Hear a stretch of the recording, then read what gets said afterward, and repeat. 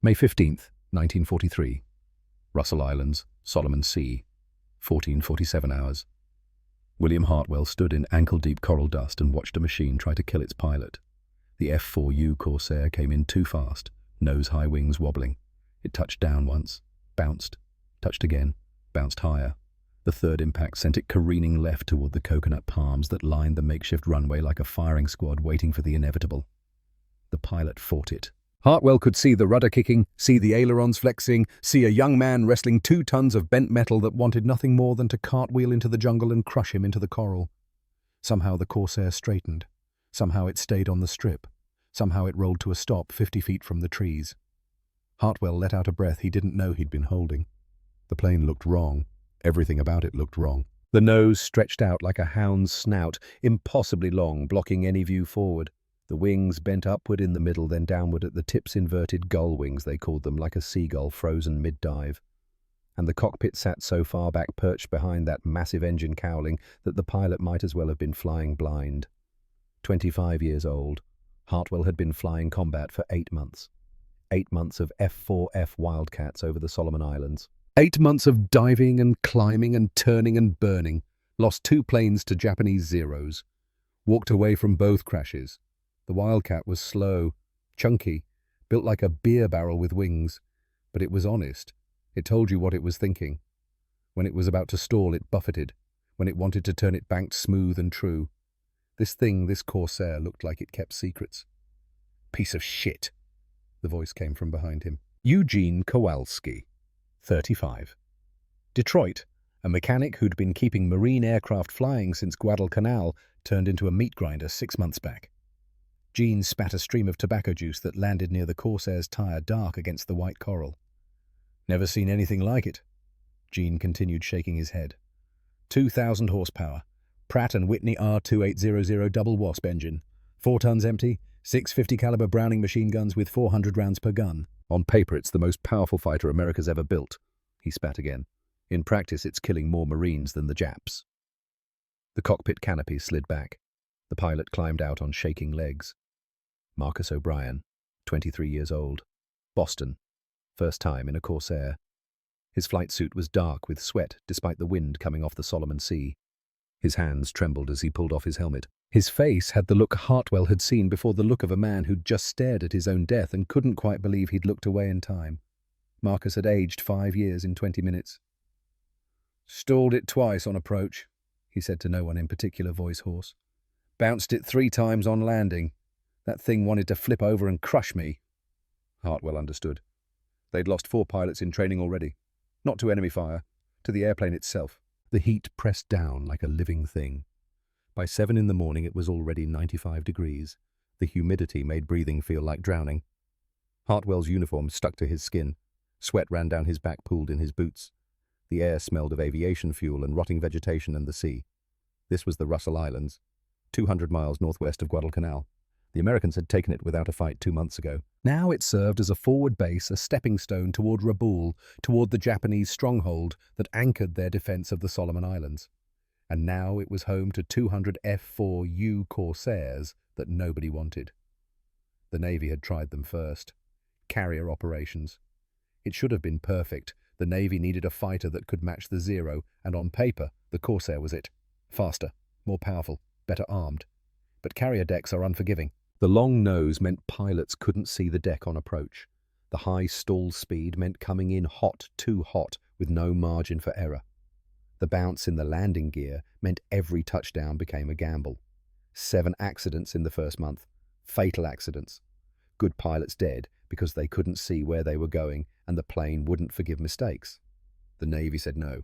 Sent them to the Marines instead. The Marines called it the Ensign Eliminator. That night, the Coconut Grove became a briefing room. Major Gregory Boyington stood in front of 16 pilots, all of them looking at him like he might have answers. 30 years old, already famous, already drinking too much, already perfect for this suicide machine. He'd flown with the Flying Tigers in China before Pearl Harbor. He knew the Japanese, knew their planes, knew their pilots. Most importantly, he knew the Zero. Boyington didn't sugarcoat things.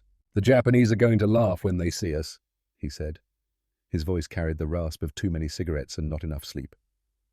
They're going to look at this bent-wing beast and think Christmas came early. Too big, too heavy.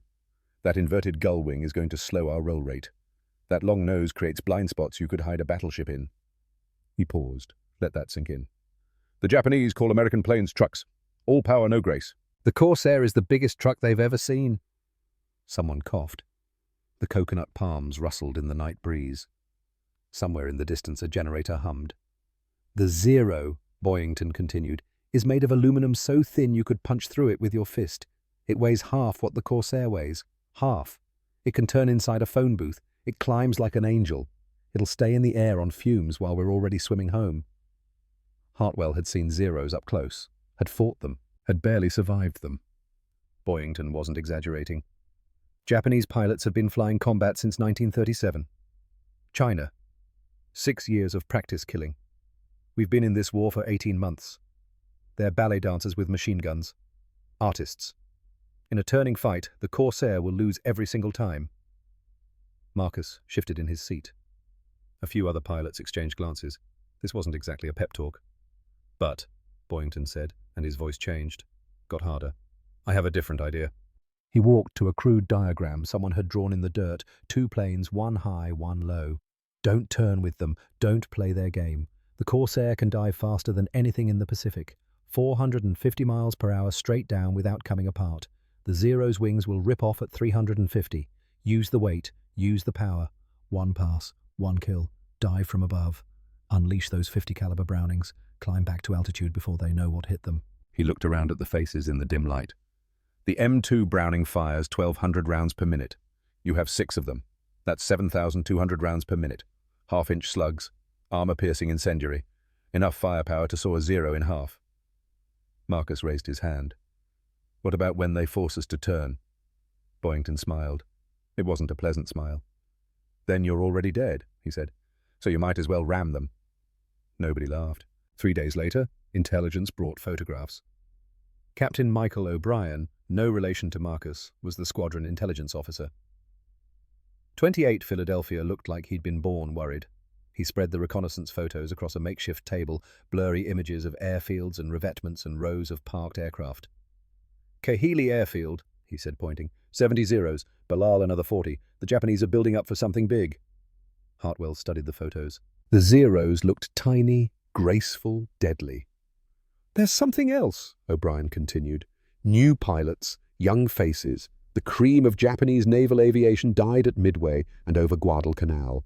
These are replacements, still good, still dangerous, but not the veterans who humiliated us in 1942. Still good enough to kill us, Hartwell thought. Training became everything. Every morning, Hartwell fought the Corsair. The takeoff was the worst part. Had to lock the tail wheel, or it would ground loop swing around in a circle and dig the wing into the coral. Had to lead with right rudder to counter the engine torque, or the plane would flip. Had to get the tail up fast, or you couldn't see where you were going. It was like wrestling a bear while blindfolded. The stall was violent. No warning buffet like the Wildcat gave you. 1 second you were flying. The next second you were spinning toward the jungle with 3,000 feet to figure out recovery or become a smoking hole in the green. Landing required faith. You couldn't see the runway until the last second. Had to trust the curve of your approach, fly the pattern by memory, drop it in blind, and hope. Frank Callahan from Dallas didn't make it. Stalled on approach with no warning. The Corsair snapped inverted and went straight down into the water off the end of the runway. 23 years old. Dead before the splash settled. Vincent DeLuca from Chicago got target fixation during a practice gunnery run. Followed the target down to 500 feet before he tried to pull out. Not enough altitude. The Corsair was still pulling 7 Gs when it hit the jungle at 400 miles per hour. 24 years old. They found pieces of the plane spread over half a mile. Never found much of Vincent. The Corsair was teaching them in blood. But when it worked, when you got it right, it was like nothing Hartwell had ever experienced. 25,000 feet on a clear morning, the air so cold it burned to breathe. Push the nose over. The airspeed indicator starts winding up. 300, 350, 400. The controls get heavy but stay responsive. The engine screams but holds together. At 400 miles per hour, you cover a mile every 9 seconds. The world below becomes a blur. The Zeros. If there were Zeros, would look frozen, their pilots seeing you coming, but unable to react before physics made the decision for them. Theodore McKinley explained it with mathematics. 24 years old Kansas, he'd been a math teacher before the war. tall and thin with wire-rimmed glasses that made him look more like a professor than a fighter pilot. But he could fly the Corsair like he'd been born in it, and he understood the numbers in a way that saved lives. "Dive angle matters," he said one evening, drawing diagrams in a notebook. "Too shallow and you don't build enough speed. Too steep and you can't pull out without blacking out. Optimal is 68 to 72 degrees. Not 70 flat, that's just a guess. 68 to 72 based on entry altitude and target altitude." He showed Hartwell his calculations, energy equations, velocity formulas, G-force limitations. "The human body can handle about 9 Gs for a few seconds before you black out," Ted continued. "The Corsair can pull more than that, so the plane isn't the limiting factor. We are. We have to pull out early enough that we don't lose consciousness, but late enough that we stay in gun range." Hartwell studied the numbers. "What's gun range?" 300 yards for convergence. That's where all 6 gun streams meet at a single point. Jean's bore-sighted them perfectly. At 300 yards, you have an 18-inch kill circle. Every round from all 6 guns passing through a space the size of a dinner plate. And the ammunition. Armor-piercing incendiary. PI rounds. They burn at 3,000 degrees Fahrenheit on impact. Hot enough to ignite fuel vapor. Hot enough to melt aluminum. The Zero was made almost entirely of aluminum. Ted adjusted his glasses. "The Japanese pilots call our tracers golden fireworks. They think it's beautiful. They stopped thinking that when those fireworks started cutting their friends in half." Gene Kowalski spent his days making sure the guns would work when they needed to. Hartwell watched him one afternoon working on the wing guns of Hartwell's assigned Corsair. 6 Browning M2 machine guns, 3 in each wing, each one a masterpiece of American engineering. Gene handled them with something close to reverence. "These guns," Gene said, running a hand along the barrel, "are the reason we might survive this. John Browning designed them. Recoil-operated air-cooled belt-fed. Fire a .50 caliber round at 2,900 feet per second. That's twice the speed of sound." He showed Hartwell the ammunition belt. Every 5th round was a tracer glowing bright, so you could see where you were shooting. The others were a mixed-ball ammunition armor-piercing incendiary. "The API rounds are the killers," Gene continued. "They have an explosive charge that detonates on impact. 3,000 degrees. That's hot enough to melt steel. The Zero doesn't have steel. It has thin aluminum that's designed to save weight. When these rounds hit, they don't just penetrate, they vaporize." "How much ammunition?" 400 rounds per gun, 2,400 total. At 1,200 rounds per minute per gun, that's 20 seconds of continuous fire. "But you won't fire continuously. Short bursts, 2-3 seconds max. Get on target, pull the trigger, watch them disappear." Gene bent down to adjust the convergence one more time, making infinitesimal changes with a wrench. "I've set these to converge at exactly 300 yards, he said. "Not 299, not 301, 300. At that distance, if you put the gun sight on target and pull the trigger, all 6 guns send their rounds through the same 18-inch circle. 24 pounds of lead per second, all focused on a point the size of a dinner plate." He stood up, wiped his hands. "The Japanese have never seen anything like this," he said quietly. "Their guns are 7.7 millimeter and 20 millimeter. Lighter rounds, slower rate of fire. This," he gestured at the 6 guns. "This is overwhelming firepower. This is American industrial might turned into a weapon. When you fire these, you're not shooting at a Zero. You're erasing it." June 28, 1943. Hartwell took his Corsair up for a practice dive. 25,000 feet cold enough that ice formed on his oxygen mask. He could see forever up here, the Solomon Sea stretching blue to the horizon, the jungle-covered islands looking peaceful from this height. He pushed the stick forward. The nose dropped. 60 degrees, 70, 72. The airspeed indicator started unwinding its deadly story. 200 miles per hour, 250, 300. The controls grew heavier. The wind shrieked past the canopy. The engine roared. 350, 400, 410. His arms ached from holding the stick. The plane wanted to go faster, wanted to dive forever, wanted to tear itself apart in pursuit of the ground rushing up. 415, 418. At 418 miles per hour, William Hartwell understood.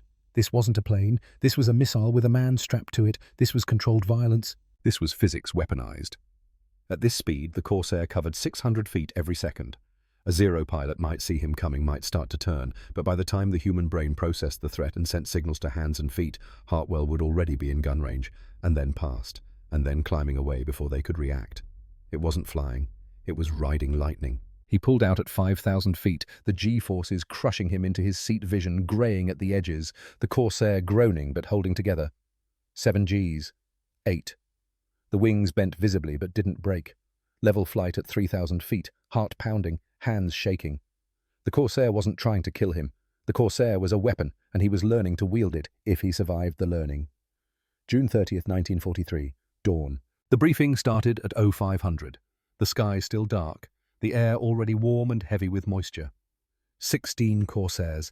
Their first combat mission. Escort bombers to Munda Airfield, protect them from Zeros, bring everyone home.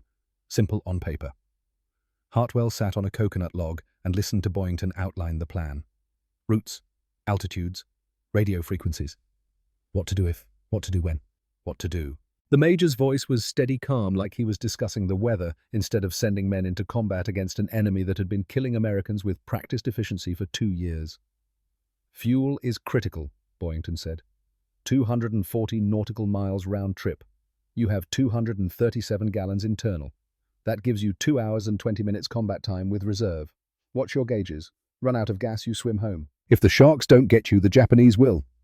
He looked at each pilot in turn. Remember the rules. Do not turn with Zeros. Do not dogfight. Use your speed. Use your altitude. Dive, shoot, climb. Repeat until you're Winchester or bingo fuel. Questions. Nobody had questions. Or maybe everyone had questions, but nobody wanted to ask them. Marcus O'Brien sat next to Hartwell, picking at a breakfast he wasn't eating. 23 years old. Boston. Smart. Capable. Terrified. You scared? Marcus asked quietly. Hartwell thought about lying, decided against it. Yeah. Of the Zeros. Of the Corsair. Marcus nodded. He understood. Hartwell's hands shook as he climbed into the cockpit at 0600. Not fear. Not exactly. Adrenaline. The knowledge that in an hour people would be trying to kill him. The knowledge that his own airplane might beat them to it. The pre-flight checklist had 53 items. He went through them twice. Fuel full. Oil pressure good. Hydraulics good. Guns armed. Gun sight functioning. Radio check. Oxygen flowing. He locked the tail wheel. Critical. Forget that, and the plane would ground loop on takeoff. Engine start. The R-2800 caught on the second try, coughed out a cloud of blue smoke, then settled into a thunderous idle that shook the entire airframe. 2,000 horsepower. 18 cylinders. 2 rows of 9. The most powerful engine in any American fighter. It sounded angry. Hartwell fed in right rudder even before he touched the throttle. The torque would try to pull him left. Too much rudder, and he'd ground loop right. Not enough, and he'd ground loop left. The margin for error measured in degrees. He pushed the throttle forward. The Corsair wanted to kill him immediately. Torque pulled left. The tail swung right. Opposite rudder. More throttle. The tail came up, and suddenly he could see blessed visibility over the nose for exactly 3 seconds before he had to rotate. 70 miles per hour. Stick back. The Corsair leapt into the air like it had been catapulted. Gear up, flaps up, climb power, join formation. 15 other Corsairs joined up around him, bent-wing birds against the rising sun. From a distance they looked beautiful, deadly, graceful. From inside they felt like horses that hadn't quite been broken. The formation climbed through 10,000 feet. The temperature dropped from 90 degrees to 60. Hartwell's sweat froze. His oxygen mask developed ice crystals on the inside. His hands went numb on the stick. 20,000 feet. Temperature 20 below zero. The Corsair didn't care. The big engine just kept pulling, kept climbing, kept hauling 4 tons of airplane and weapons and one very cold pilot toward the thin air where they would live or die. 25,000 feet. They crossed New Georgia Sound, the water deep blue below the jungle-covered islands, looking peaceful. No sign of war. No sign of the Japanese fighters that intelligence had promised would be waiting. Then Marcus's voice crackled through the radio, tight with tension. Zeros. 2 o'clock high. Hartwell looked up. Couldn't see anything. Then the sun flashed on aluminum. 15, maybe 20, 3,000 feet above them. Perfect position for a diving attack. His mouth went dry. Boyington's voice came through the radio, calm as Sunday morning. Nobody turns. When they dive, we dive straight down. They can't follow. The Zeros peeled off in pairs, graceful as dancers. For 5 seconds, Hartwell appreciated their beauty. The elegant lines, the perfect formation, the way they moved through the air like they were born to it. Then they were trying to kill him. Red balls floated past his canopy. 20-millimeter cannon rounds. Each one big enough to blow a hole you could put your head through. 1 hit would be enough. 1 hit, and you were swimming, or burning, or dead. Hartwell pushed the stick forward. The Corsair's nose dropped into a 70-degree dive. The airspeed indicator started winding up its deadly count. 200 miles per hour, 250, 300. A zero behind him tried to follow. Hartwell could see it in his mirror getting smaller. The Zero pilot was good. He'd gotten on Hartwell's tail, had the angle, had the shot lined up. 350 miles per hour. The Zero gave up. Had to. Another 50 miles per hour, and his wings would fold. The laws of physics don't care about courage or skill or desire. The Zero's airframe could only take so much stress, and at 350 miles per hour in a dive, it was already at the limit. Hartwell kept going. 400, 420, 430. The jungle rushed up. The altimeter unwound like a broken watch. 15,000 feet, 10,000, 5,000. Pull out! He hauled back on the stick. The G-forces crushed him into his seat. 6 Gs. 7. His vision went grey at the edges, tunneled down to a pinpoint. The Corsair groaned, metal screaming, wings bending, but it held together, level at 2,000 feet, heart trying to punch through his ribs, hands locked on the stick, vision clearing. He looked back. No Zero. They couldn't follow him into those dives. The speed that made the Corsair unwieldy in a dogfight made it untouchable in a dive. But Marcus O'Brien wasn't so lucky. Hartwell saw him 3 miles out, trailing smoke. A 20mm round had blown a hole in his wing the size of a basketball.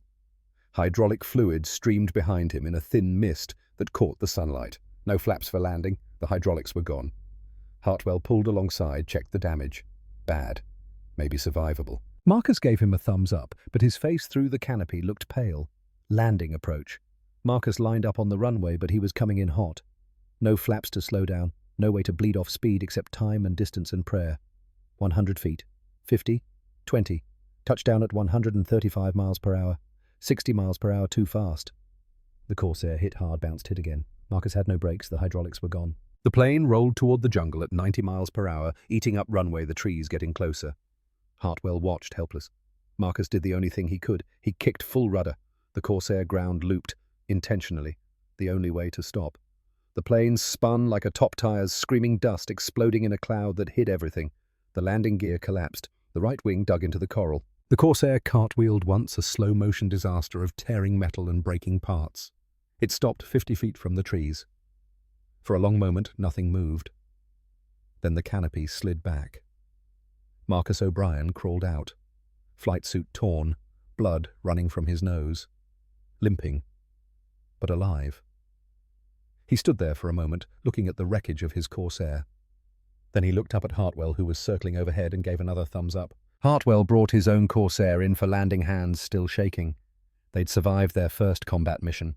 1 plane damaged beyond repair. No pilots lost. The Zeros hadn't followed them down into those suicidal dives.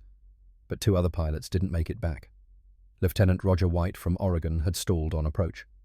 No warning, just suddenly spinning into the water off the end of the runway.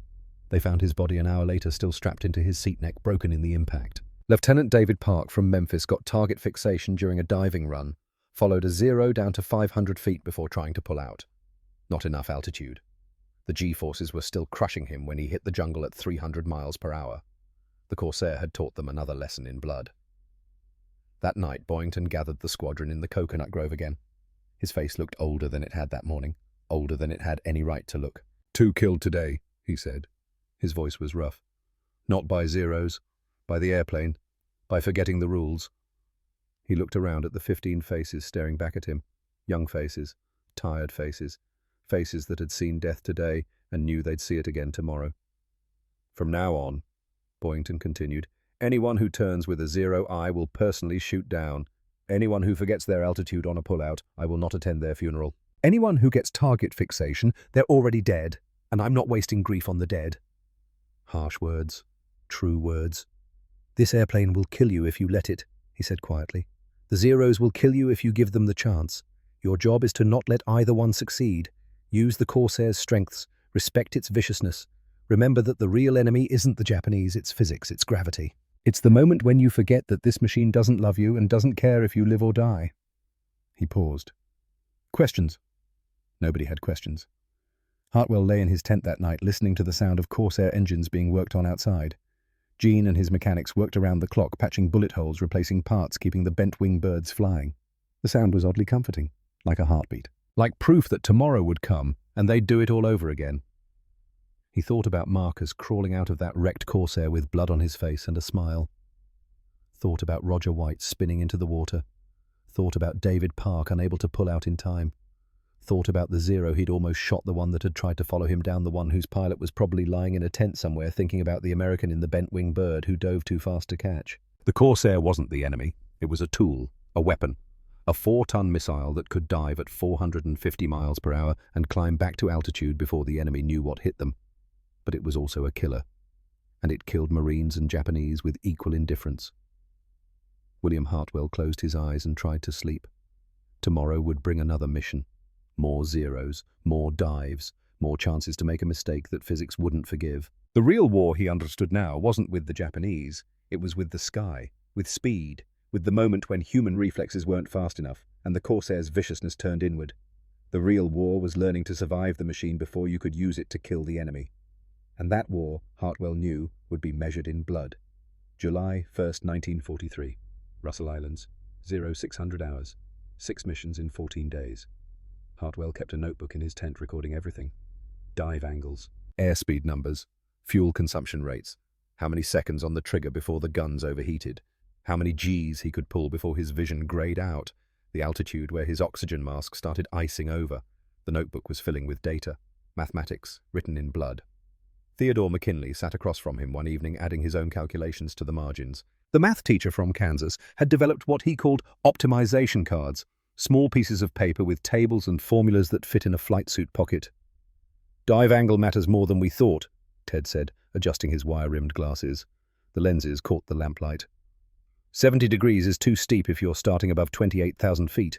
You build too much speed, can't pull out without blacking out. 68 to 72 degrees is optimal depending on altitude differential and target speed. He showed Hartwell a chart, numbers and angles and velocity calculations. The Corsair can theoretically reach 500 miles per hour in a dive, Ted continued. But at that speed, the controls lock up. Air pressure on the control surfaces becomes too much. You can't pull out even if you're conscious. So the practical limit is 430, maybe 440 in an emergency. What about the Zero? Their wings fail at 350. We've seen it twice now. They try to follow us down, their airframe can't handle the stress. Metal fatigue, flutter, then catastrophic failure. Hartwell studied the numbers. So we have an 80-mile-per-hour window. Fast enough, they can't follow. Slow enough, we can still pull out. Exactly. And in that window, we're untouchable. Marcus O'Brien had recovered from his crash landing. Bumps and bruises, nothing broken. But his hands shook now, all the time. Even when he wasn't flying. The flight surgeon said it was adrenaline damage, his body producing it constantly, unable to shut off the flood of chemicals that kept him alert and alive in combat. "I can still fly," Marcus insisted when they suggested grounding him. "Hands shake, but I can hold the stick steady enough." He could. Barely. But Hartwell watched him in the cockpit, saw the tremor in his fingers, saw the effort it took to line up the gun sight. The body keeping score, even when the mind said, "Continue." July 16th, 1943. Kahili fighter sweep. No bombers to escort this time, just 16 Corsairs looking for trouble. They found it over Bougainville, 40 Zeros climbing up from Kahili airfield. The Japanese pilots saw them coming. Some waggled their wings, the fighter pilots' challenge. Come play, come die. Every Zero pilot knew their advantage. Turn radius, rate of climb at low altitude. 6 years of combat experience against American pilots who'd been fighting for 18 months. Hartwell was at 28,000 feet when he spotted them. Perfect setup. The Zeros were at 15,000 climbing, but not expecting company this high. The Corsair could start a dive from almost 30,000 feet.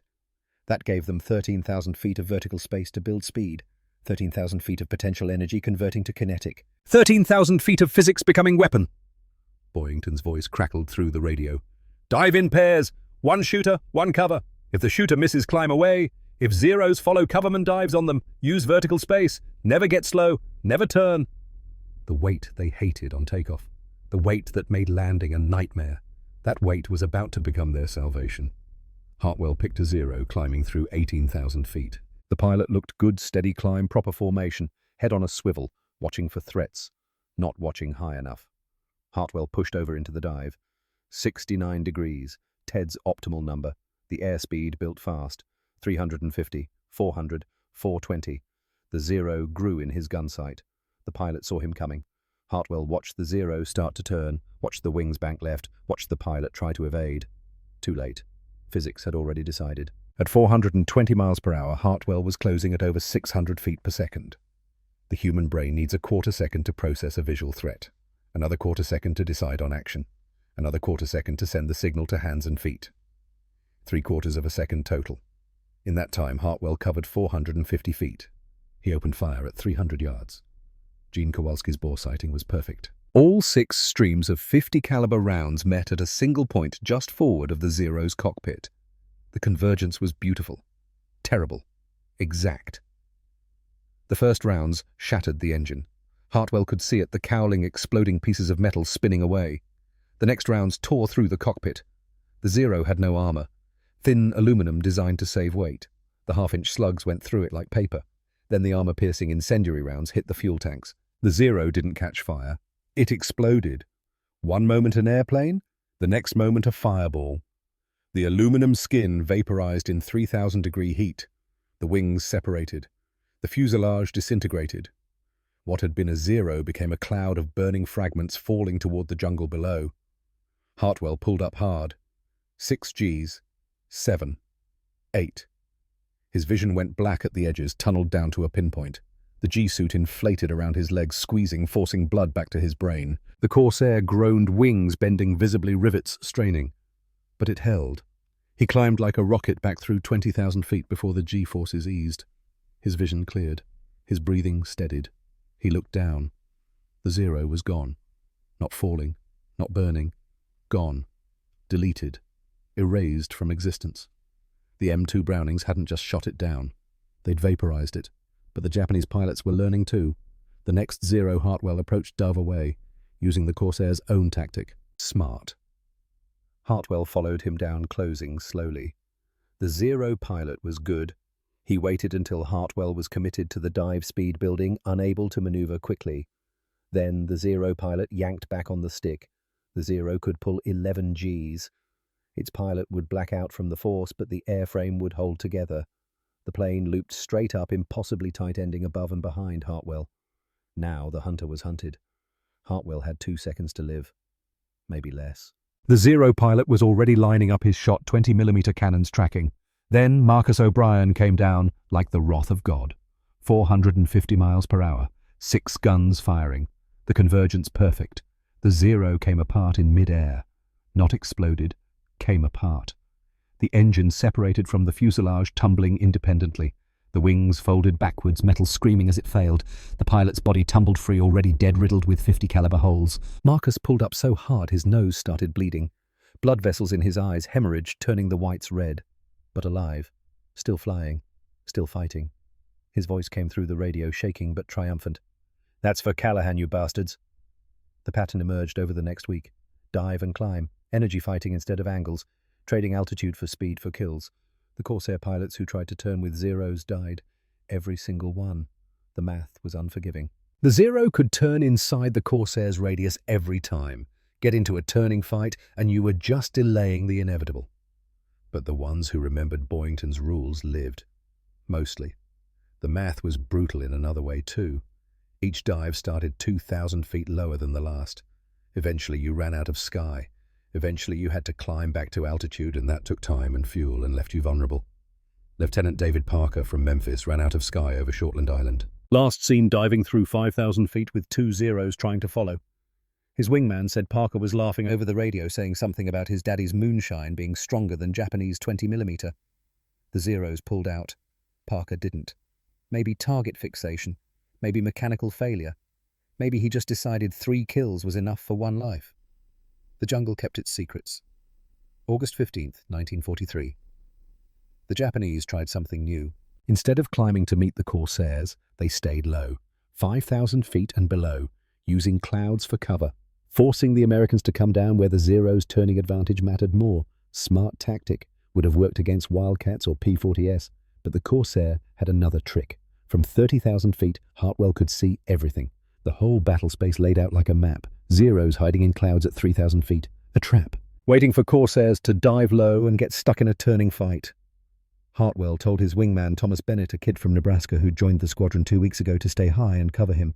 Then Hartwell did something insane. He rolled inverted and pulled straight down. 90-degree dive. Vertical. The airspeed indicator went crazy. 400, 450, 470. The Corsair was shaking, rivets straining. The noise was incredible wind, screaming past the canopy engine, roaring the whole airframe, vibrating like it wanted to tear itself apart. 490, 500 miles per hour. The controls locked solid from air pressure. Hartwell could barely move the stick. His arms ached from the effort. The altimeter unwound so fast the numbers blurred. The clouds rushed up. He punched through at 3,000 feet, doing 480 miles per hour. The Zeros were right there, flying lazy circles, waiting for Americans to bounce. They never saw him coming. Hartwell had maybe 2 seconds of firing time at that speed. He picked the leader, a green Zero with kill markings on the fuselage, opened fire at 400 yards. At that velocity, the 50 caliber rounds hit like artillery shells. The kinetic energy was enormous. The Zero's tail section separated completely, just gone, ripped off by the impact. The rest of the plane tumbled wildly, the pilot probably already dead from the shock. Hartwell pulled out at 500 feet. The G-forces crushed him into his seat. 9 Gs, maybe 10. His body weight felt like half a ton. His vision didn't just grey, it went red. Blood forced into his head by the crushing acceleration. The Corsair's wings bent so far he could see them flexing through the canopy. But they held. Climbing back through 8,000 feet, he checked his ammunition counters. Still had 300 rounds per gun, enough for 2 more passes. The Japanese pilots were rattled now. They'd never seen anything dive that fast and survive. Some tried to climb to meet the Corsairs. Bad idea. In a climb, the Corsair's power advantage was absolute. That massive R2800 engine just pulled them up like an elevator while the Zeros struggled. Others dove for the deck trying to escape, but the Corsair could follow them down, gaining speed every foot. One Japanese pilot, probably a veteran, tried something clever. As Hartwell dove on him, the Zero pilot cut his engine and deployed full flaps, airspeed dropping instantly from 200 to 90 miles per hour. Hartwell overshot by a mile, the Corsair blazing past at 400 miles per hour. The Zero pilot restarted his engine, retracted flaps, gave chase. For about 10 seconds he had a shot. Then Hartwell used the Corsair's power to zoom climb, 3,000 feet per minute straight up. The Zero tried to follow but stalled at 60 degrees, falling away like a leaf. They landed with fuel gauges on empty gun barrels, burned white from continuous firing, hydraulic fluid leaking from overstressed systems. 7 Zeros confirmed destroyed. No Corsairs lost. Morrison's plane had so many holes, Gene said he could see through it. 20mm rounds had walked up the fuselage, missing Morrison by inches. The armor plate behind his seat had 4 dents where cannon shells had hit and stopped. The difference between alive and dead measured in 3/8 of an inch of steel. The Japanese pilots had stopped laughing at the bent-wing bird, started calling it something else. Whistling death. The sound it made in those terrifying dives, air screaming through the oil cooler intake, a rising shriek that announced death from above. The cost was showing, not just in aircraft, in pilots. Marcus's hands shook constantly now. Not fear, adrenaline damage. His body couldn't stop producing it. The tremor had spread from his hands to his arms, sometimes his legs. The flight surgeon said it might be permanent. Hartwell had lost 30 pounds, down from 170 to 140. The stress of wrestling the Corsair, the G-forces, the constant edge of death, they were burning themselves up from the inside. The doctor from Baltimore, Captain Aaron Weinstein, tried to explain. The human body wasn't designed for 10G pulls, he said, looking at X-rays of Hartwell's spine. Blood vessels burst, organs shift, joints compress. Every combat mission ages you a month. Physiologically, you're not 25 anymore. You're closer to 40. Can I still fly? Can you? Yes. Should you? That's a different question. Hartwell flew anyway. They all did. What else was there? September 3rd, 1943. Intelligence reported something big moving. 150 Zeros converging on Rabaul. The Japanese were planning something. Maybe another run at Guadalcanal. Maybe an attack on the new American bases. Whatever it was, those Zeros had to be stopped. The problem was range. Rabaul was at the edge of the Corsair's combat radius. They'd have maybe 10 minutes over target before fuel forced them home. Boyington had an idea. Crazy. But all his ideas were crazy. Drop tanks. Belly tanks full of extra fuel. Use them to get there. Drop them before combat. Fight on internal fuel. Gene and his mechanics worked all night welding attachment points to the fuselages. The tanks threw off the Corsair's balance, made it even more unstable, but they added 200 miles of range. Enough. Maybe. September 5th, dawn. 24. Corsairs lifted off in the grey light. Hartwell's plane felt wrong with the belly tank. Sluggish. The centre of gravity all wrong. Like flying with an anchor strapped underneath. Climbing through 15,000 feet ice forming on the wings. 20,000. 25. The temperature hit 40 below zero. The belly tank started leaking. Fuel streaming into the slipstream, evaporating instantly in the cold air. One spark, and Hartwell would become a fireball. He flew on. What choice was there? New Britain appeared through broken clouds. Rabaul's Simpson Harbour filled with ships.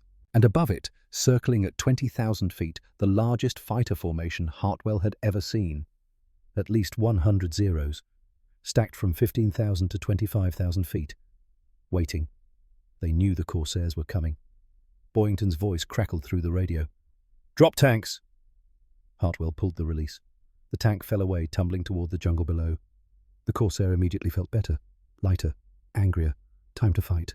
The Japanese had learned from previous encounters. They didn't climb to meet the Corsairs, didn't give them the altitude advantage. Instead, they spread out, covering every altitude band. No matter where the Corsairs dove, they'd have to pass through layers of Zeros. Smart. But Boyington had learned too. Instead of diving immediately, the Corsairs climbed higher. 30,000 feet. The Zeros couldn't follow that high. Their engines, starved for oxygen, coughed and sputtered and refused to climb further. The Corsairs circled above the entire enemy formation, looking down like eagles. Then Boyington gave the order. Not a mass dive. Sequential attacks. 4 planes dive while 20 cover. As the first 4 climb away, the next 4 dive. Continuous pressure from maximum altitude. Hartwell was in the third wave. He watched the first 2 groups tear through the Japanese formation. Zeros scattering. Trying to climb. Trying to pursue. Chaos. Perfect chaos. His turn. Nose over. Dive angle 70 degrees. Airspeed building. 400 miles per hour. 420. 440. A Zero appeared in his gun sight, trying to dodge left. Hartwell kicked rudder, lined up, fired. 2-second burst. Maybe 3. The API rounds looked like laser beams at this speed, golden traces connecting his guns to the Zero's fuselage. The Zero's left wing folded, then the right. The fuselage spun wildly. The pilot trapped inside, probably already dead, but his body didn't know it yet. Pull out at 8,000 feet. Vision going black from G-forces. Climb back to altitude. Bennett was still with him, covering. Good wingman.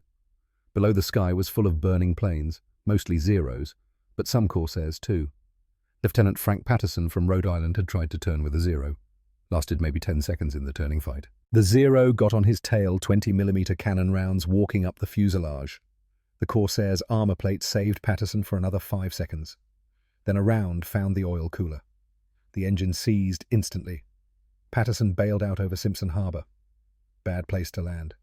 The Japanese Navy didn't take prisoners from downed pilots. They shot him in his parachute. War crime witnessed by a dozen American pilots?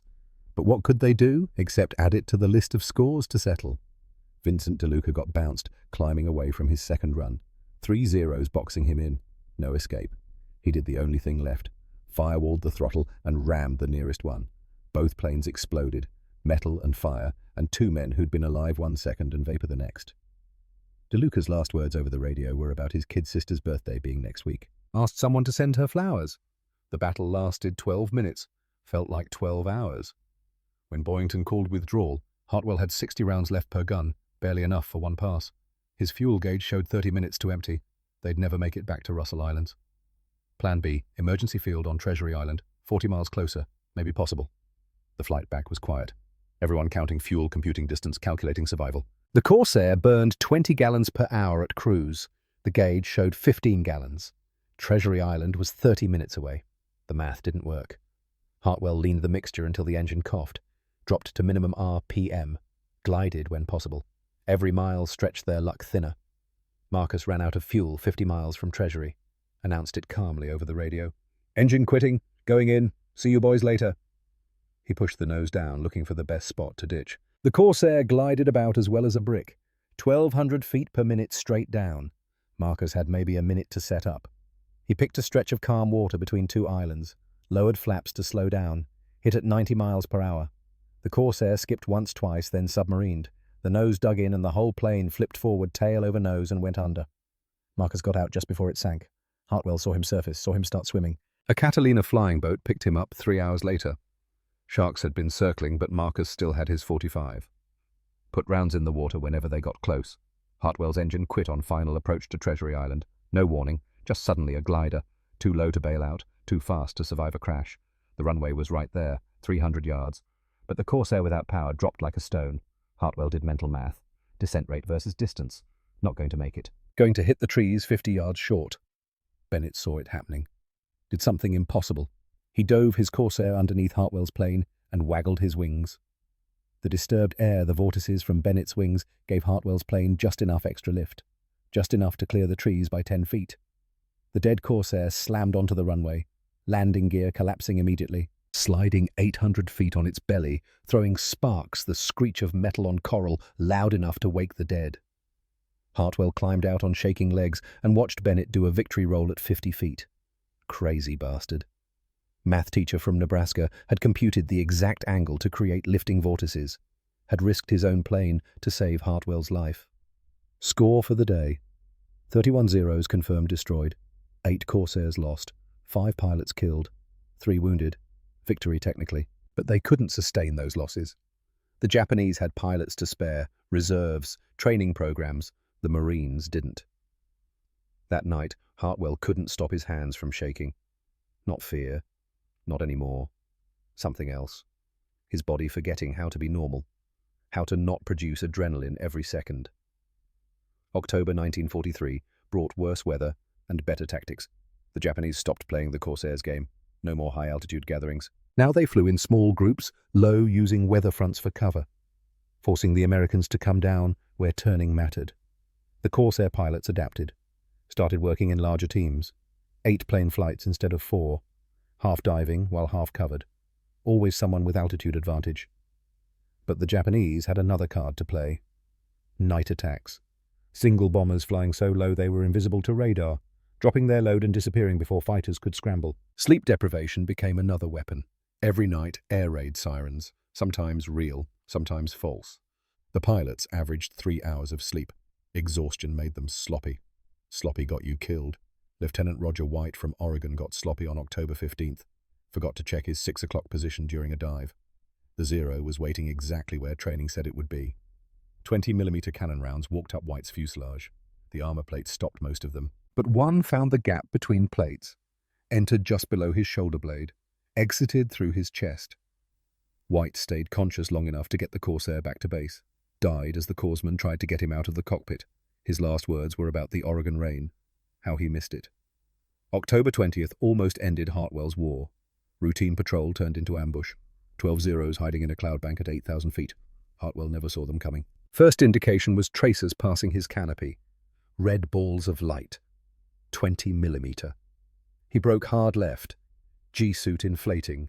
Vision graying. The Zero followed. This pilot was good. Veteran. Didn't overshoot. Stayed in the sweet spot. Hartwell's 6 o'clock position. Hartwell tried everything. Barrel rolls, chandelle, split S. The Zero matched him move for move. Getting closer. The next burst would find him. Hartwell did the only thing left.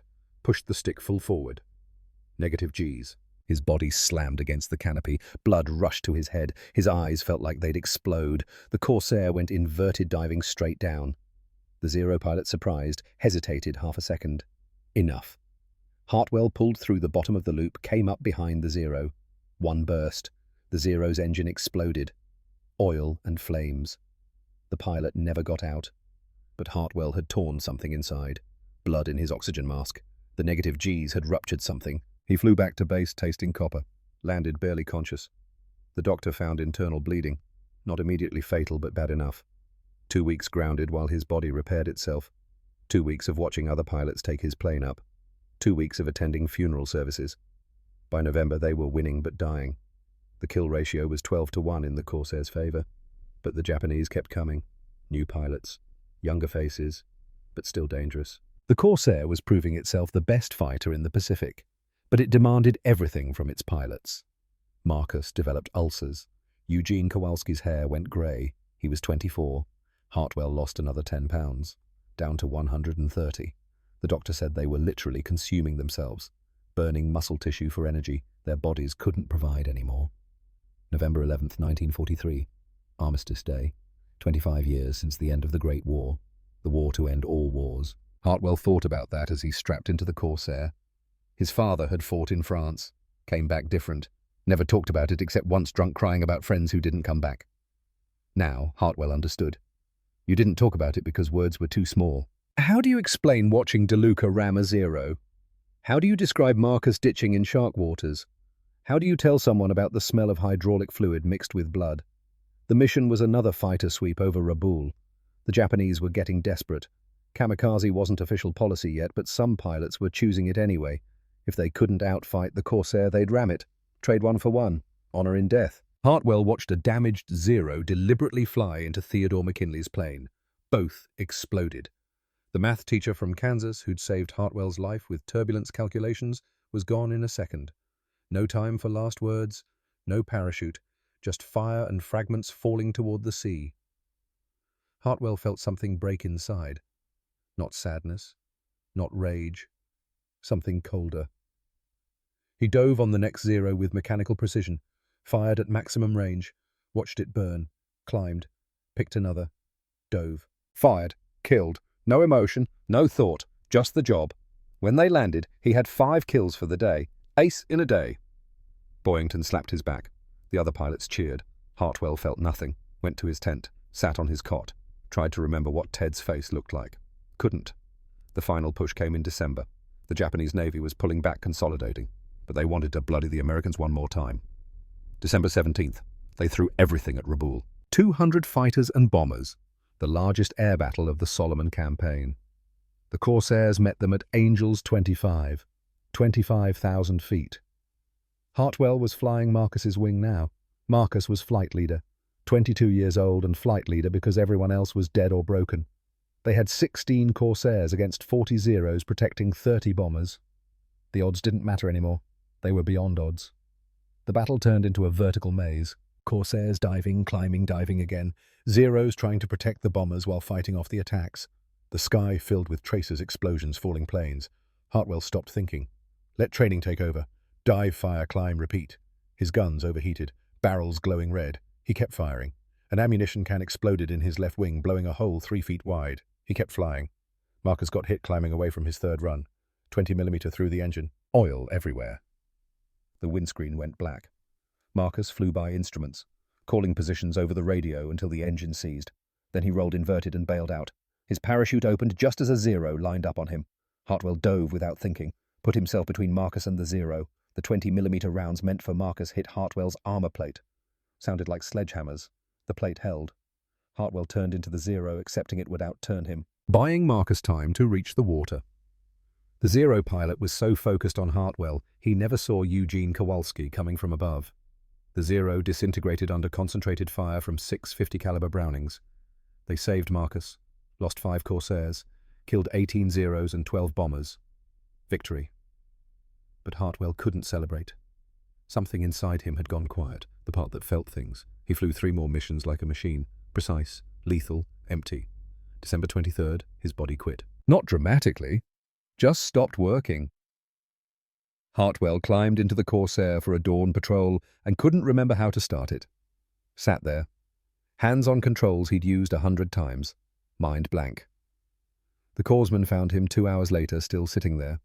Tears running down his face, though he didn't remember starting to cry. The doctor called it combat fatigue. Said Hartwell had flown 138 combat missions, was supposed to go home after 50. His body had been running on adrenaline so long it forgot how to function without it. They sent him to a hospital in Australia. Clean sheets, real food, nurses who smiled. Hartwell lay there feeling like a ghost, watching his hands shake, listening to his heart race for no reason, dreaming of Corsairs and Zeros and friends on fire. 2 weeks later, Marcus showed up, also broken. Ulcers bleeding so bad he'd been vomiting blood in his cockpit. They sat together, not talking, nothing to say. Both down to 120 pounds. Both aged 10 years in 10 months. Both wondering if they'd ever feel normal again. The Corsair had won. Kill ratio 11 to 1. But what did it cost? The answer was written in their hollow eyes and shaking hands and the nightmares that would last decades. The bent-wing bird that nobody wanted had become the best American fighter in the Pacific, and it had taken everything. January 1944, Brisbane, Australia, Naval Hospital. William Hartwell lay in a bed with white sheets and stared at the ceiling. The ceiling didn't shoot at him. The ceiling didn't require him to pull 7 Gs or make split-second decisions or watch friends die. The ceiling was safe and blank and utterly meaningless.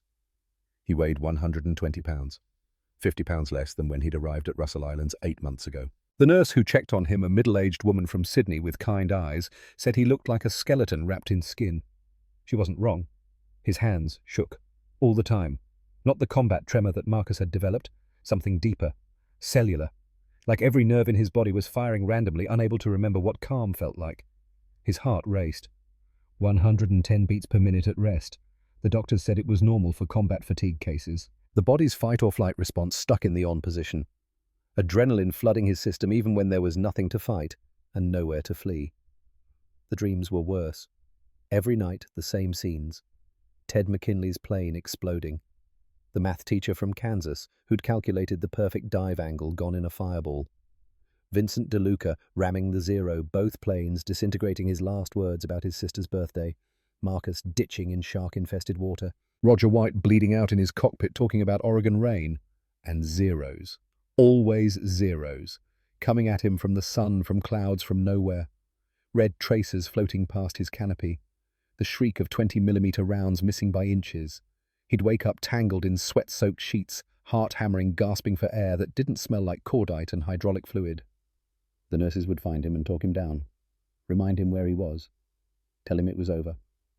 But it wasn't over. Not in his head. 2 weeks into his stay, Marcus O'Brien showed up. Also broken. Also 120 pounds. His ulcers had gotten so bad he'd been vomiting blood in his cockpit. Flying combat missions while bleeding internally. The doctors were amazed he'd survived this long. They put Marcus in the bed next to Hartwell's. For the first day, neither spoke. What was there to say? They'd been through something that words couldn't touch. Something that lived in the space between heartbeats and the moment before sleep. On the second day, Marcus said, "You remember that first landing I made, bounced it 3 times?" Hartwell nodded. "I thought the plane was trying to kill me," Marcus continued. His voice was hoarse from the vomiting. "Turns out it was just preparing me, teaching me what it felt like to be that close to death. So when the zeros came, I'd already know. Did it help? I'm alive. So I guess it did."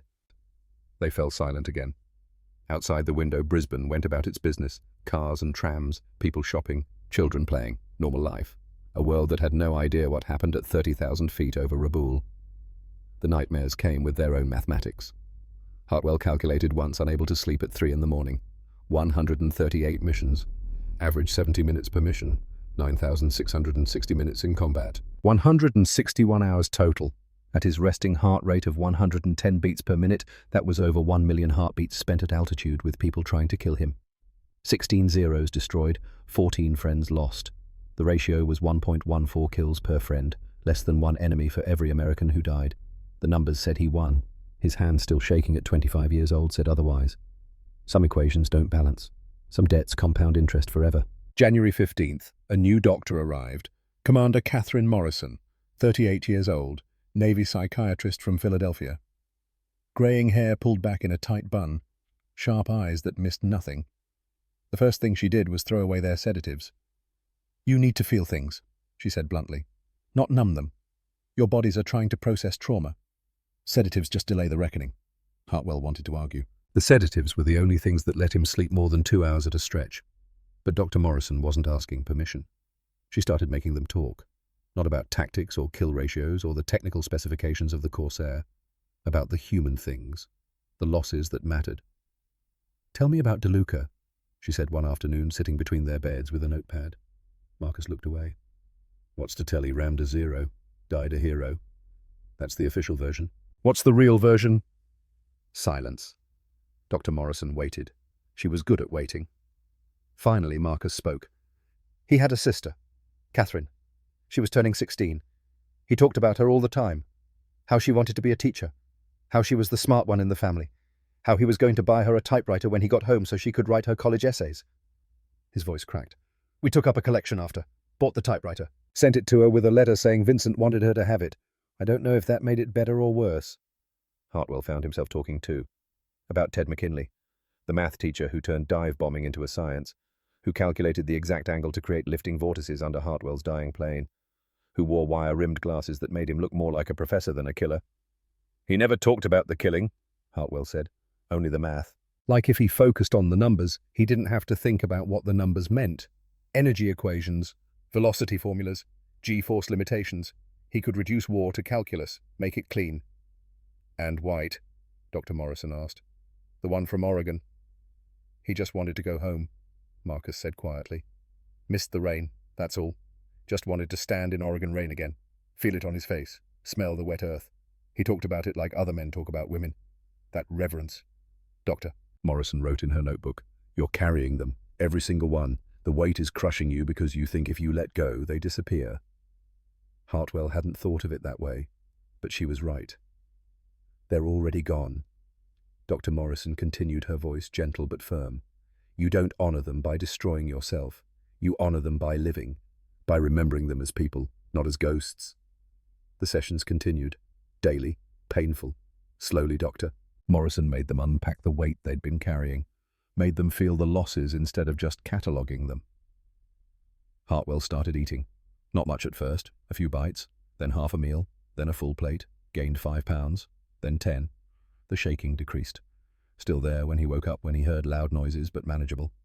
The nightmares didn't stop, but they became less vivid, less immediate, more like memories than relived experiences. Marcus started cracking jokes again. Dark humor about ulcers and blood and Corsairs that wanted to kill you, but humor nonetheless, proof that something human was returning. "You're functional," Dr. Morrison told them after 8 weeks, "like machines that have been repaired, not perfect, not even close to what you were. But you can work, you can live. That's all anyone can ask." It wasn't much of a victory, but it was something. February 1944, news arrived from the Pacific. The Corsair had been redesignated. No longer a failed carrier fighter. Now the premier marine fighter bomber. Official. The inverted gull fighter that nobody wanted had become the best American aircraft in the Pacific theater. Final tally, 2,300 Japanese aircraft destroyed. Kill ratio 11-1. The Japanese pilots who'd laughed at it in 1943 were mostly dead.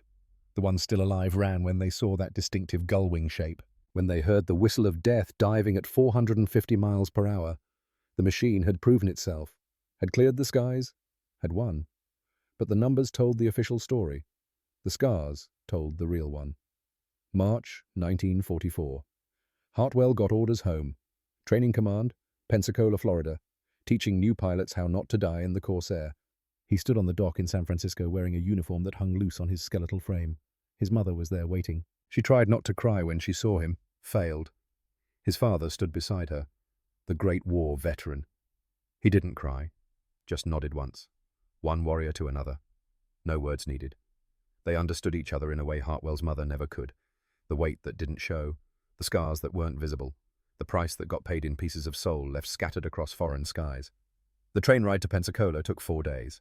Hartwell sat by the window and watched America roll by. Farmers in fields, factories with smokestacks, small towns with white churches, kids playing baseball in dusty lots. Normal life? He felt like an alien visitor. These people had no idea. How could they? How could anyone who hadn't been there understand what happened when you dove at 500 miles per hour with Zeros trying to kill you and your own plane trying to kill you, and the only thing between life and death was mathematics and violence? They couldn't. They'd never be able to. And maybe that was okay. Maybe that was the point. They lived normal lives because men like Hartwell had gone to places like Rabaul and done things that couldn't be spoken about.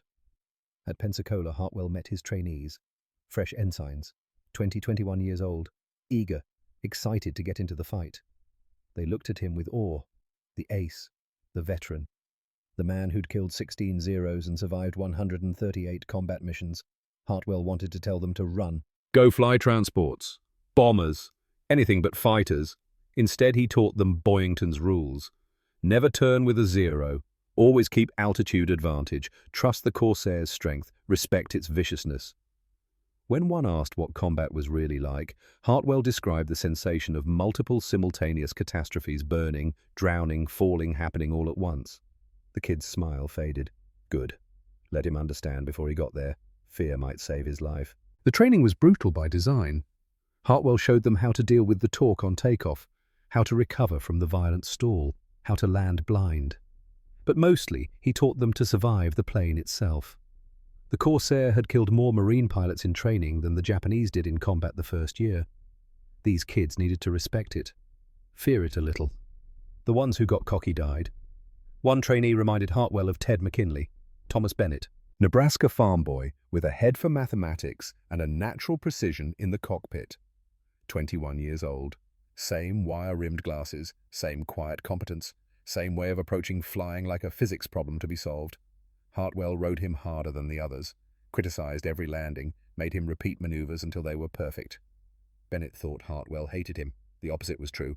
Hartwell was trying to save him, give him every tool to survive. Because Ted had all the tools and still died. Because no amount of preparation guaranteed anything. But it was all Hartwell could do. Pass on the lessons written in blood. Hope they stick. Hope the math teacher's calculations would save one more life. Letters came from the Pacific. Marcus wrote once. Short letter. He was back flying against doctor's orders. Said the new pilots were good but green. Said he missed the old days, which was insane. The old days were hell. Bleeding ulcers and nightmares and watching friends die. But Hartwell understood. There was something clean about that hell. Simple. Stay alive. Kill the enemy. Protect your wingman. Everything else was noise. Civilian life was complicated in ways that combat never was. In combat, the rules were clear.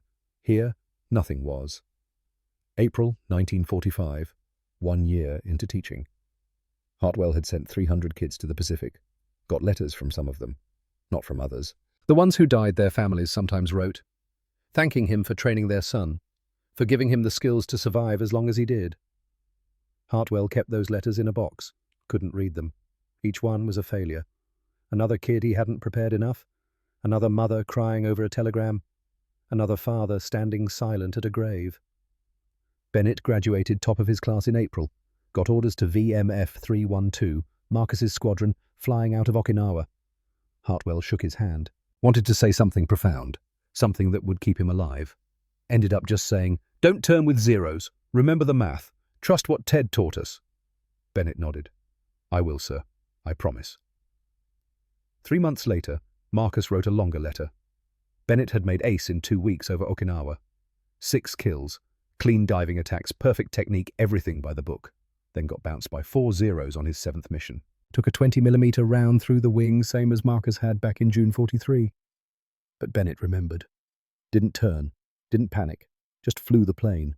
Nursed the damaged Corsair 30 miles to the nearest destroyer. Ditched alongside. Clean water landing. Submarine picked him up 3 hours later.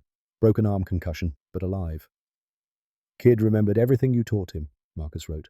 "Every word, every lesson. Didn't turn, used his speed, flew it until it couldn't fly anymore, then got out. You saved his life, Bill. Maybe not in the air that day, but in the classroom, in the hours you spent drilling him. That counts. That's worth something." Hartwell folded the letter carefully, put it in the box with the others. The good ones. Proof that teaching mattered, that passing on knowledge earned in blood could save lives. Not all of them. Ted's knowledge couldn't save Ted, but it saved Bennett. And that was one life, one mother who wouldn't get a telegram, one father who wouldn't stand silent at a grave. One was better than none. May 1945. Germany surrendered. The war in Europe was over. All resources now focused on the Pacific. B-29s were burning Japanese cities nightly. The invasion of Japan was planned for November. Estimated casualties, 1 million Americans, 5 million Japanese. The Corsairs would fly close support. The pilots who'd survived this long would have to survive that hell. Then August 6th, Hiroshima. 1 bomb, 1 city. Gone. August 9th, Nagasaki. Hartwell heard the news in the ready room. The trainees were excited. War might be over. Finally, over. Hartwell felt nothing, or everything. Too much to process. All those deaths. DeLuca, Ted, White, Patterson, Callahan. 138 missions, 14 friends, 50 pounds of his own body consumed by stress. For what? If one bomb could end it, why did they have to die? Why did Marcus have to vomit blood in his cockpit? Why did Hartwell lose any chance at normal sleep? The questions had no answers, just echoes in an empty room. August 15th, Japan surrendered. The war was over. Really over. Hartwell stood on the flight line watching Corsairs practice landings. The inverted gull fighter, the ensign eliminator, the whistling death. Started as a failure, became a killer, ended as a legend. The machine had done its job, cleared the skies, won the war in the Pacific. But machines don't pay prices. People do. December 1945. Hartwell got discharged, went home to Pittsburgh, got a job at an accounting firm. Normal life, quiet life. Married a girl named Elizabeth who didn't ask about the war. Smart woman. She understood that some doors stayed closed, that some rooms in a person's mind were marked no entry, and you respected that. Had 2 kids, a boy and a girl. Named the boy William Theodore Hartwell Jr., middle name for Ted. Never explained why to anyone. How do you explain that you named your son after a man who calculated the exact angle to create lift vortices, after a math teacher who became a killer because that's what the world needed, after someone who died in fire because a kamikaze pilot chose honor over survival? You don't. You carry it quiet. Hope the boy grows up good. Hope he never has to understand. Life updates came over the years. Marcus stayed in the Marines, made colonel, flew jets, tested the F9F Panther, the F2H Banshee. Always pushing, always faster. On November the 3rd, 1952, he took up a prototype F7U Cutlass. Something failed at 40,000 feet. The plane disintegrated. Marcus didn't get out. He died doing what he'd always done, flying at the edge, testing limits. Even in peacetime, he couldn't stop. Hartwell attended the funeral. Arlington National Cemetery. Full honors. Marcus's mother was there, elderly and frail. She hugged Hartwell, whispered, "Thank you for bringing him home the first time." Hartwell didn't tell her that Marcus had never really come home, that pieces of him stayed scattered over the Solomon Sea, that the man who came back was functional but not whole. Eugene Kowalski became a commercial pilot, flew DC-3s, then DC-6s, then 707s, flew until mandatory retirement at 60. Died in his sleep at 91, probably dreaming of Corsairs and Zeros at Angels 25. His obituary mentioned he'd been a marine mechanic in World War II, didn't mention that his hands had kept 50 planes flying, that his bore sighting had helped kill 67 enemy aircraft, that his knowledge had saved lives. History records pilots. Mechanics get footnotes. 1953. Miramar Air Show, San Diego, California. William Hartwell stood in front of a restored F4U Corsair. 35 years old now, but looking 50. Grey at the temples, lines around his eyes, the weight of 14 ghosts visible in his posture. A Japanese man approached, late 40s, civilian clothes, walked with a slight limp. "Lieutenant Hartwell." The accent was thick, but the English clear. "Just Hartwell now. Haven't been lieutenant for 8 years. I am Saburo Sakai, 64 victories. Rabaul, 1943. The name hit Hartwell like a fist. He'd heard it in briefings. The Devil of Rabaul, one of Japan's top aces. The man who'd killed Americans with methodical precision for 3 years. They stood in awkward silence. What do you say to the man who tried to kill you, who killed your friends, who you tried to kill? Sakai spoke first. I feared F4U most, not because of weapon, because of pilots. He paused, choosing words carefully. You fought like men who knew price and paid anyway. Never retreat, never surrender. I lost 11 wingmen to F4U, to you, to pilots like you. He bowed slightly. Respect. Hartwell felt something unclench in his chest. A knot he didn't know he'd been carrying. I lost 14 friends, Hartwell said quietly. Not all to you, not all to Japan, to the war, to the machines, to the price we all paid. I lost 11 wingmen, 6 brothers from Naval Academy, 2 cousins, friends since childhood.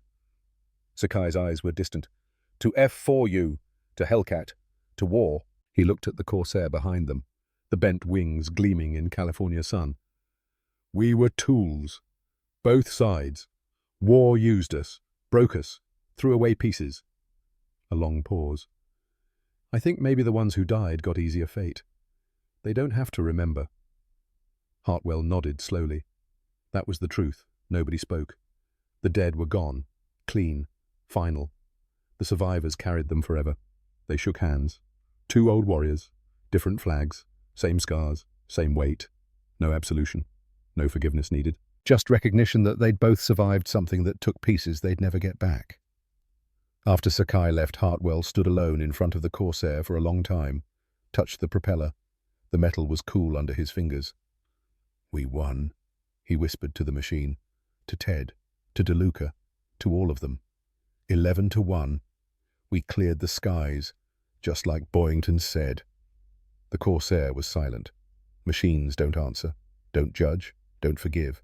They just wait, patient, eternal, for the next generation to learn the same lessons. Hartwell lived until 2001, 56 years after the war ended. 56 years of waking up at 3 in the morning, 56 years of flinching at loud noises, 56 years of carrying 14 names like stones in his chest. Never talked about it much. His kids knew he'd been a pilot, knew he'd been decorated, didn't know he'd been an ace, didn't know about the shaking hands that never quite stopped, the nightmares that faded but never disappeared, the survivor's guilt that settled into his bones like arthritis. They knew he was quiet, serious, that he'd wake sometimes at 3 in the morning and sit in the dark, that certain sounds, sharp cracks, engine backfires made him flinch.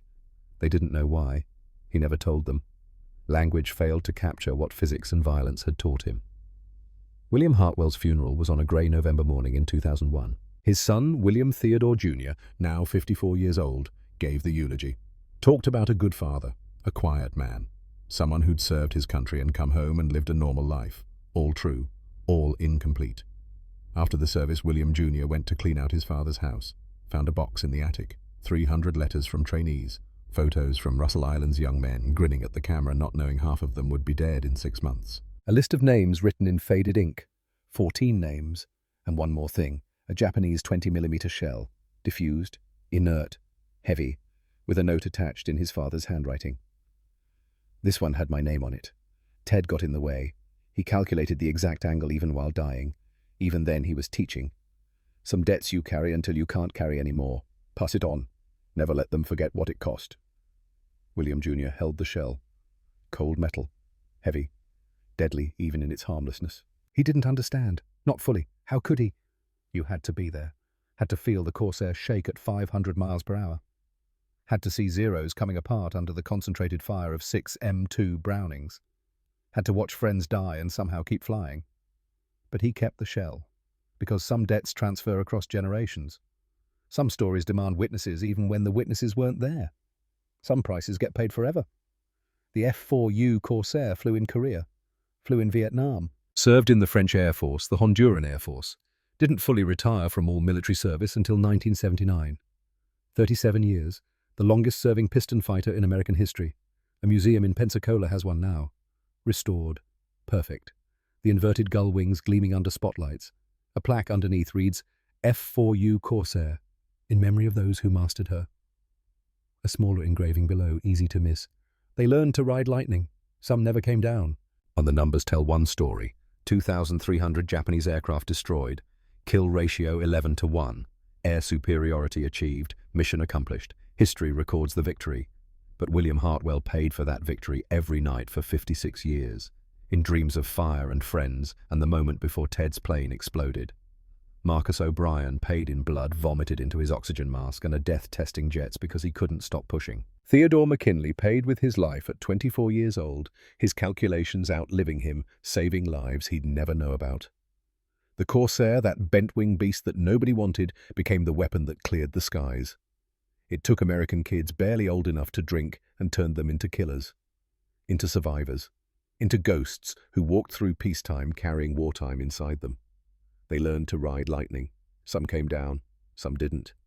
And the ones who did were never the same. In a house somewhere, a 20mm shell sits on a shelf. A note attached, a debt passed down. William Theodore Hartwell Jr. keeps it there. Shows it to his own son sometimes. Explains that his grandfather flew Corsairs in the Pacific, that he was a hero. Doesn't mention the nightmares. The shaking hands, the weight his grandfather carried for 56 years. Some things you can't explain. Some prices are invisible, but the shell sits there, heavy, silent, waiting. A promise that freedom wasn't free, that victory cost everything, that some debts compound interest across generations. The museum closes at sunset. The lights dim on the Corsair.